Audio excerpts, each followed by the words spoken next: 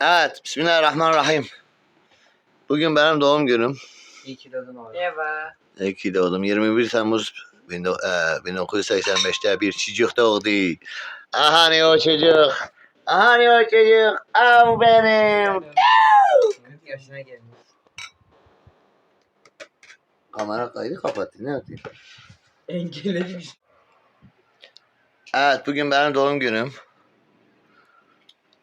İyi ki doğdun baba. İyi ki doğdun minik. Allah razı olsun çocuklarım. Evet. Bu kim? Hani ben doğdum 1985. 21 Temmuz 1985 günü, pazar günü yani. Gece 11.30'da bir çocuk doğdu ya. O çocuk benim. Namır namır. Oo, namır namır. Biz burada doğum günü kutluyoruz. Biri de gitmiş 18 yıllık namazlarını kılıyor. Yavaşta. Namaz kılıyor. Niye iş yapmamak için? Hayır, zaten bir doğum günü için sarma sardım yemek yapmıştım. Bak bir laf dedim artık. Kim namaz kılıyor? Lan o kılıyor. Namaz kılıyor. Evet, puding, karpuz. Abla nasıl karpuz seçmişim? Yaş pasta dışarıdan alınanlarda tatlandırıcı, renklendirici olduğu için biz kendimiz evde yapıyoruz. Daha güzel olsun diye. Bu anne gidiyor. Evet. Sofi kesmiş mi? Yaş pastayı yapıyoruz da krem şanti yapamıyoruz. TikTok'ta da yapıyoruz.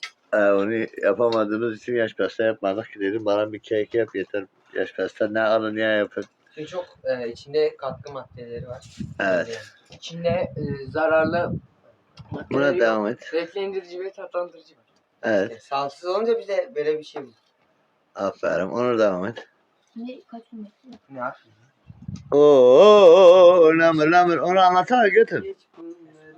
Şimdi ona vereceğimiz parayı, pasta vereceğimiz parayı bu kadarcık şey aldık. Hepsi Allah'ın nimeti. Allah rahmet eylesin. El Fatiha. Turizm tabağı. Evet, oluyor. Evet. Bir gün ben de öleceğim. Türkülerle gömün beni. Aç şarkı. Bugün benim. Öyle değil. Hadi. Görüşürüz. Biz yemek yiyeceğim de. Benim de iyi de. Ama üzerine öyle mi şey bu? Bu yakmıyor. Bana bir şey ver. Evet, bugün benim doğum günüm, devam ediyoruz. Kek yaptık. Ben anlattım, yaptım. Ben de burada oturdum kendime. Ama da böyle yap dedim. O yüzden beraber yapmış olduk. Ver. Ne akıllıymışım. Kim namaz kılıyor? Hangi araba namaz kılıyor? Ben kılıyor. Keki. Evet, kekimizi yapıyorum. Hadi dedik. Kutlamıyorum. Pek tutamıyorum. Kutlamıyorum.